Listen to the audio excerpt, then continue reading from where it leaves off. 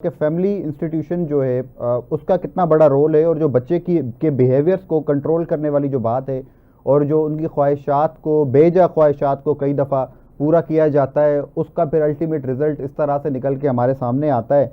तो सर, इस इन सारी चीज़ों का, उसके साथ साथ अब सोशल मीडिया, डिजिटल मीडिया जिस तेज़ी से, स्नैपचैट और तमाम ट्रेंड्स जो है हमारे सामने उभर के सामने आए, और उसको अचीव करने के लिए, उन टारगेट्स को अचीव करने के लिए हमारे यंगस्टर्स जो है वो किसी भी हद तक जाने के लिए तैयार हो जाते हैं। तो सर, इन तमाम चीज़ों का आप किस तरह रोल देखते हैं, और इस तरह के केसेस में क्या जो सोशल मीडिया है या पेरेंटिंग है, इन दोनों को अगर आप कंक्लूड करें, दोनों को अगर मिला के बात करें, तो उनका कैसा रोल देखते हैं आप? अजी, ये बड़ा आपने अच्छा क्वेश्चन किया। मैं समझता हूँ कि आपने मसले की नब्ज को पकड़ लिया।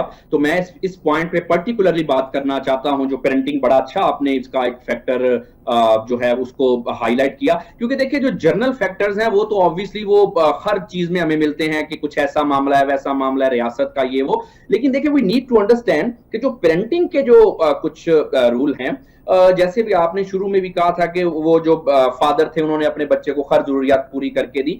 वेल, पेरेंटिंग के बारे में थोड़ी सी हमारी मिसकंसेप्शन है। देखें, अगर आप अपने बच्चे को जरूरत से ज्यादा उसको उसकी जरूरियात पूरी करेंगे, उसको जरूरत से ज्यादा ही आप उसको बिल्कुल ही बच्चा बना देंगे, तो उससे फिर क्या होगा कि उसकी पर्सनैलिटी ग्रूमिंग ठीक तरह से नहीं होती। इसी के अगेंस्ट अगर आप देखें कि हम अगर बच्चे को बहुत ज्यादा डांटे वगैरह, बहुत ज्यादा अगर उसकी पिटाई वगैरह करें, तो फिर बच्चे की जो पर्सनैलिटी है वो किसी दूसरी तरह से डेवलप होती है। आमतौर पे देखें कि अगर आप अपने बच्चे को बहुत ज्यादा लाड प्यार करेंगे तो वो बच्चा डिपेंडेंट पर्सनैलिटी बन जाएगा। अगर आप बच्चे को बहुत ज्यादा लाड प्यार करेंगे, उसकी हर जरूरत पूरी करेंगे, तो आमतौर पे बच्चा नार्सिस्टिक पर्सनैलिटी उसमें हो सकती है और उसमें कॉन्फिडेंस वगैरह की कमी आ सकती है। अगर बहुत ज्यादा बच्चे को डांटेंगे तो बच्चे में कोई ओसीडी, ऑब्सेसिव कंपल्सिव डिसऑर्डर वगैरह, इस तरह के मसले हो सकते हैं, और उसमें वो कुछ और भी उसके दूसरे ज़हनी और नफ्सियाती मसले मेंटल हेल्थ से रिलेटेड हो सकते हैं। अब अगर हम पेरेंटिंग को किसी दोनों ही एक्सट्रीम पे लेके जाएं तो बच्चे की जाहिर बात है पर्सनैलिटी एक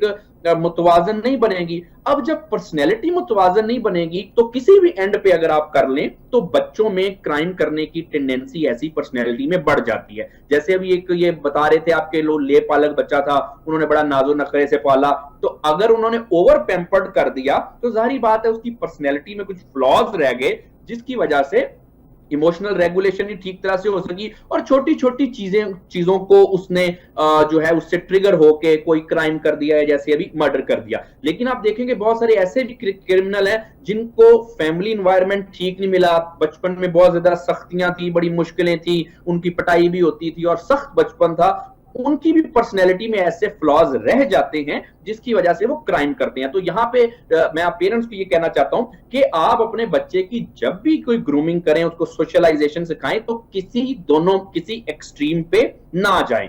एक तो पेरेंट्स को ये करना है, अगर पेरेंट्स कर लें तो हम बच्चों में बहुत हद तक बच्चों की पर्सनैलिटी अच्छी ग्रूम कर सकते हैं, जिसमें वो क्राइम वगैरह नहीं करेंगे। एक तो ये बात है। दूसरा, जो आपने सोशल मीडिया की बात की, बहरहाल जी बिल्कुल सोशल मीडिया का भी एक बड़ा रोल है इसमें। देखिए ना, एक साइंटिफिक बात करते हैं, क्योंकि ऑब्वियसली जर्नल बातें जो हैं वो नहीं मैं करना चाहता साइंटिफिकली पढ़े लिखे लोगों वाली।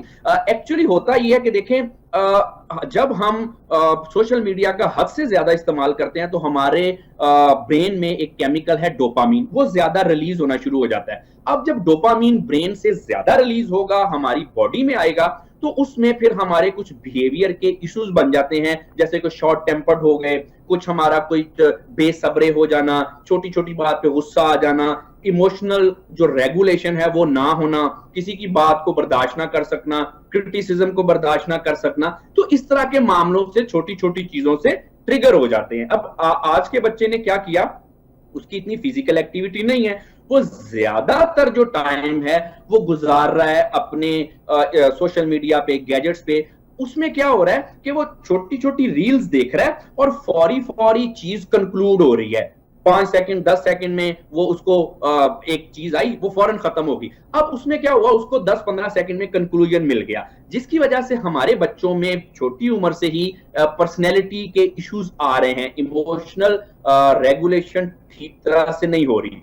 अब जो आपने इन दोनों चीजों को मिलाया कि पेरेंटिंग कर लें, सोशल मीडिया कर लें, अब जब ये दोनों चीजें मिलती हैं तो आजकल के इंसान में ज़हनी व नफ्सियाती मसले जो है वो ज्यादा बढ़ गए हैं। पहले के लोगों में इतने नहीं थे, आजकल इसलिए बढ़ गए हैं क्योंकि ये जो सारे आपने फैक्टर्स का जिक्र किया। अब उसमें दूसरी बात ये है कि जब ये आजकल मसले इतने बढ़ गए हैं, इससे होता यह है कि देखें जो पर्सनैलिटी है इंसान की, एक बेहतर पर्सनैलिटी वो होती है जो अपने लिए कारआमद हो, माशरे के लिए कारआमद हो, माशरे में अच्छे काम करे, अपने रिश्तेदारों, दोस्तों, एक स्ट्रेंजर्स के लिए एक बेहतर पर्सनैलिटी जो कि खुद के भी राइट्स का ख्याल हो, दूसरे के भी करे, माशरे का एक बेहतर फर्द हो, कंट्रीब्यूट करे। ये एक हम एक ओवरऑल कहते हैं कि ये इस शख्स की पर्सनैलिटी ग्रूमिंग ठीक है। अब इतने फैक्टर्स जो कि हो गए, जो अभी हमने डिस्कस किए, पेरेंटिंग के, उसके बाद सोशल मीडिया के, और भी मल्टीपल फैक्टर्स हैं, कोई लाइफस्टाइल फैक्टर्स हैं, जिसकी वजह से क्या हुआ कि पर्सनैलिटी ग्रूमिंग उस तरह से नहीं हो सकी और क्राइम बढ़ गया।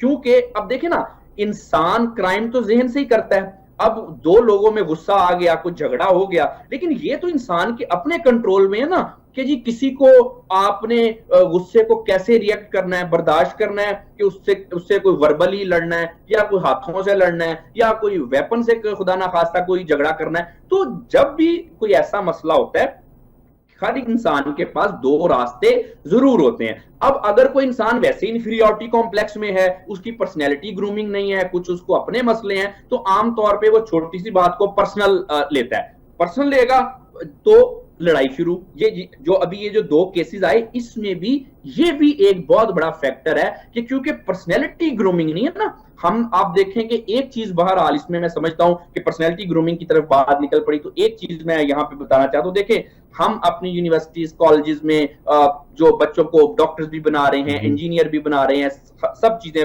जो है बता रहे हैं, लेकिन हम उनकी कैरेक्टर बिल्डिंग नहीं कर रहे, ग्रूमिंग नहीं कर रहे। उसमें वजह यह है कि ऑब्वियसली हमें कुछ जो पर्सनैलिटी ग्रूमिंग या कैरेक्टर बिल्डिंग पे इतना हम फोकस नहीं करते, हम इस चीज की अहमियत नहीं समझते। हालांकि ये सीधी एक बड़ी कॉमन सेंस की बात है कि आप कुछ भी कर लें, किसी भी फील्ड से हो जाए, इंसान ने जब अपने आप के साथ डील करना है, जब इंसान ने दो रास्तों में से एक रास्ता चूज करना है कि क्या क्राइम करना है या नहीं करना, तो उसमें बहरहाल उसकी सोच का, उसकी कॉग्निशन का, उसकी पर्सनैलिटी ग्रूमिंग का बहुत बड़ा रोल होता है।